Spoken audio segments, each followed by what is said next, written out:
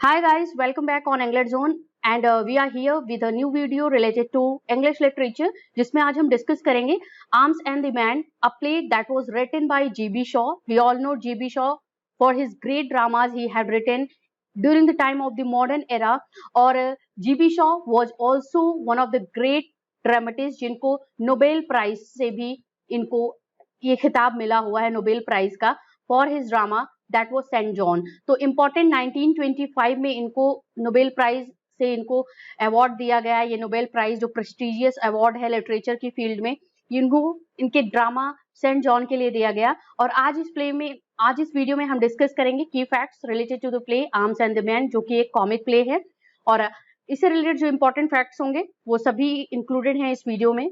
और ये हमारा जो वीडियो है this is very important for UPLT, UP aided, junior, TGT, PGT, KVS, NVS, DSSB and all English literature related exam जो कि आप स्टेट लेवल पे देते हो या सेंट्रल लेवल पे देते हो. तो आपका ये वीडियो बहुत ही इंपॉर्टेंट होने वाला है. तो चलिए आप अपना नोट्स अपने पास रखिए, पेपर पेन अपने पास रखो. जो भी इंपॉर्टेंट फैक्ट्स आज हम डिस्कस करेंगे वो आप नोट डाउन कर लीजिएगा.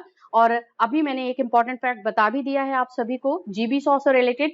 In 1925, he was awarded with the prestigious Nobel Prize in Literature for his work Saint John. Okay, ये ड्रामा था सेंट जॉन, उनको इसी वर्क के लिए उन्हें नोबेल प्राइज मिला गया है. तो ये भी आप इंपॉर्टेंट फैक्ट एक नोट डाउन कर लीजिएगा. और चलिए सबसे पहले बात कर लेते हैं की facts related to the play Arms and the Man that was written by GB Shaw. और सबसे पहले हम बात करेंगे little bit about G.B. Shaw, about his life and literary career, what he was in his career. We will discuss that things in the first fact. And सबसे पहले यहाँ पे हम बात कर रहे हैं जीबी शॉ के बर्थ की एंड उनके डेथ ईयर की. तो यहाँ पे जीबी शॉ का जो टाइम ड्यूरेशन था फ्रॉम 26 जुलाई 1856 से लेकर के 2 नवंबर 1950 तक का जो टाइम था वो जीबी शॉ का था. And during this time he had written great plays. He contributed a lot to the English literature with his pen, with his dramas, and commonly he was known as Bernard Shaw या G.B. Shaw. Anglo-Irish playwright थे because he was जहाँ पे उनका जन्म हुआ था that was Ireland. Irish वो citizenship उनके पास थी. And he had written English literature he was an Anglo-Irish playwright. English के लिए British literature के लिए उन्होंने अपने ड्रामास लिखे हुए हैं.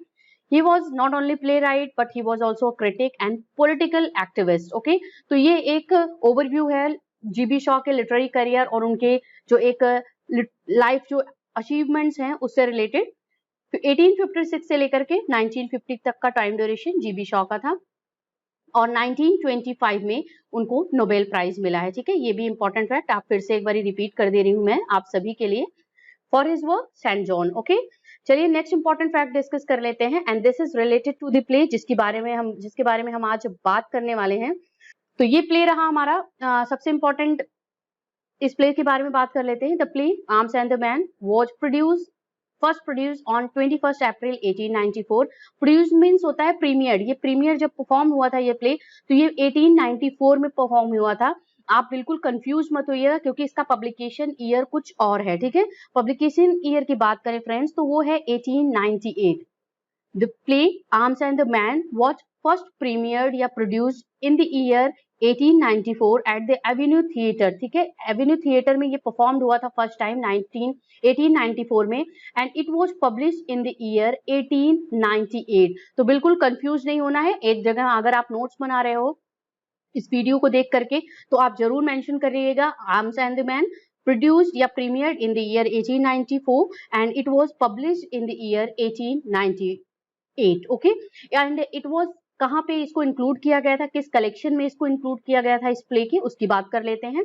As a part of Shaw's plays pleasant. Okay, इनका वॉल्यूम था पोएम, इनका ड्रामा का वॉल्यूम था that was titled as plays pleasant and which also included Candida, You Never Can Tell and The Man of Destiny. इन तीनों important works को include किया गया था प्लेज प्लेजेंट में, जिसमें एक और इंपॉर्टेंट वर्क्स इंक्लूड किया गया था. ये इनका वॉल्यूम था ऑफ वो वर्क.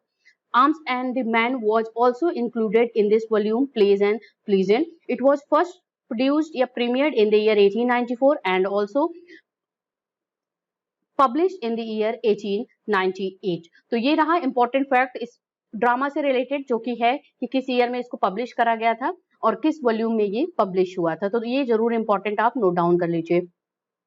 नेक्स्ट बात कर लेते हैं, the arms and the Man is a comic play, comedy है by George Bernard Shaw, whose title comes from the opening words of Virgil's Aeneid in Latin, Arma virumque cano, of arms and the man I sing। ये है इस Latin word का पूरा meaning, English meaning, of arms and the man I sing. ये first opening words हैं Virgil की Aeneid, जो epic work है इनका एनियड है वर्जिल का, उससे ये इंस्पायर होकर के उससे इसका टाइटल लिया गया है, जो कि जीबी शॉ ने इसको अडॉप्ट किया है from the work of वर्जिल्स Aeneid.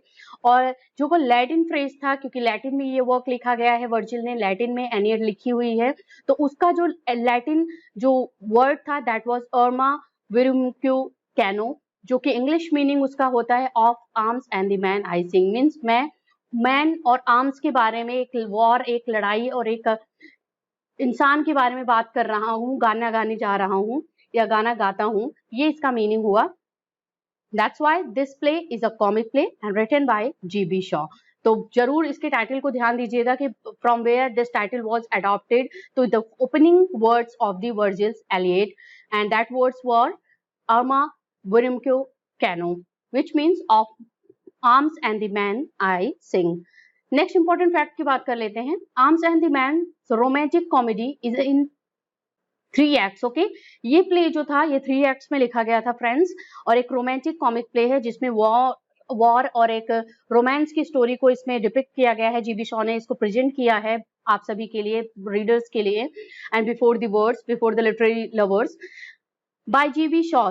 ठीक है, तो ये एक रोमांटिक कॉमिक है जो कि 3 एक्ट्स में लिखा गया ये प्ले है। इसकी स्टोरी जो है वो 3 एक्ट्स में डिस्क्राइब्ड है।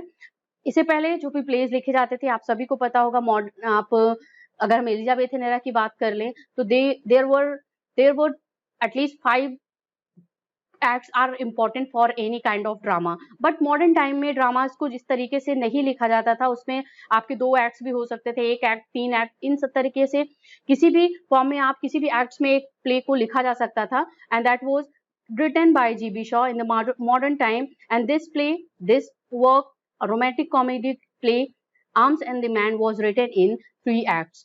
चलिए कुछ और important facts की बात कर लेते हैं।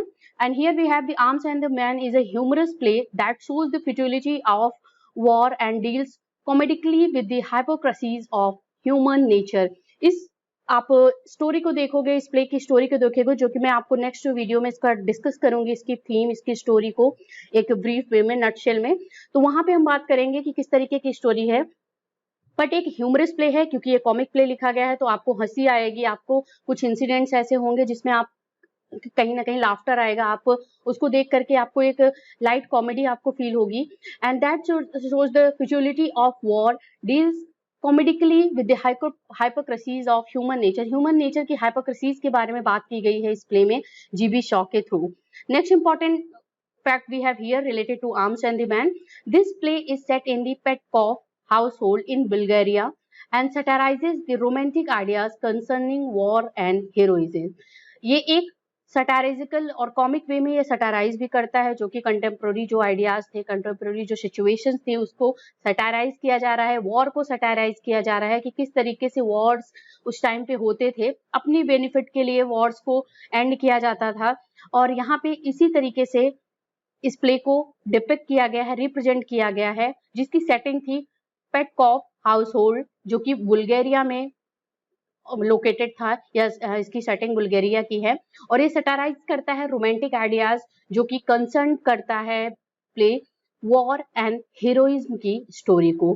Next one we have here, Shaw is also credited with the initiating the theatre of ideas. Theatre of ideas की अगर हम बात करें तो ये एक तरीके का नया मोमेंट था, जो कि थिएटर ऑफ आइडियाज को शॉ ने एक तरीके से इनिशिएट किया, इसका क्रेडिट जाता है जीबी शॉ को। तो थिएटर ऑफ आइडियाज की हम बात कर लेते हैं, that is related to the plays that were written in the intellectual and philosophical form में लिखे जाते थे इस तरीके के प्लेस। और इनका जो एक तरीके का जो सब्जेक्ट मैटर हुआ करता था, वो कंटेम्प्रेरी जो प्रॉब्लम्स, इश्यूज होते थे, उसको एक्सपोज करते थे इस तरीके के प्लेस, और इसमें किसी तरीके का सोल्यूशन नहीं दिया जाता था, कोई सोल्यूशन नहीं होता था, but they are related to the things that is currently happening in the contemporary society। तो इस तरीके के प्लेस को हम थिएटर ऑफ आइडियाज के नेम से जानते हैं, जो कि इंटेलेक्चुअलिटी एंड फिलोसफिकल थीम्स पे बेस्ड ऑन होते हैं, और वो एक्सपोज करते हैं जो कि थिंग्स होती रहती हैं, जो कि कंटेम्प्रेरी सोसाइटी में आपकी चीजें प्रिवेल्ड हुई रहती हैं, उसको वो एक्सपोज करते हैं, but not to modify, not to give any kind of solution from that kind of plays. तो ये क्रेडिट जाता है जीबी शॉ को, जिन्होंने इनिशिएट किया था इस तरीके के प्लेस को लिखना। और John Galsworthy was also related to this kind of theatre of ideas plays. He had also written, because John Galsworthy को भी आप देखोगे कि तो उनके प्लेस में आपको जो कंटेम्प्रेरी सिचुएशंस हैं, जो कंटेम्प्रेरी प्रॉब्लम्स हैं, उसको उन्होंने रिप्रेजेंट करा हुआ है अपने प्लेस में। नेक्स्ट हम डिस्कस करते हैं, George Orwell had said about the arms and the man. ये बोला है जॉर्ज ऑरवेल ने आर्म्स एंड द प्ले के बारे में, that was written when Shaw was at the height of his powers as a dramatist. Yes, इन्होंने कहा है कि this Arms and the Man was written when G.B. Shaw was very popular as a dramatist, and he has a kind of power that he had gained through his dramas। and उन्होंने क्या बोला है इसके बारे में बात कर लेते हैं। It is probably the wittiest play he ever wrote, the most flawless technically, and in spite of being a very light comedy, the most telling। Okay, this is all said by G.B. Shaw for the Arms and the Man, that was written by George Orwell ने arms and the man के बारे में ये quotation, ये lines बोली हैं कि GB Shaw ने इस प्ले को उस टाइम पे लिखा था when he was at the height of his powers. And friends, आज हमने कुछ इंपॉर्टेंट यहाँ पे फैक्ट्स डिस्कस किया related to the arms and the man. Next video में हम इसी प्ले से रिलेटेड डिटेल एनालिसिस करेंगे इस प्ले के बारे में, कैरेक्टर के बारे में। Till then keep watching English zone and keep learning.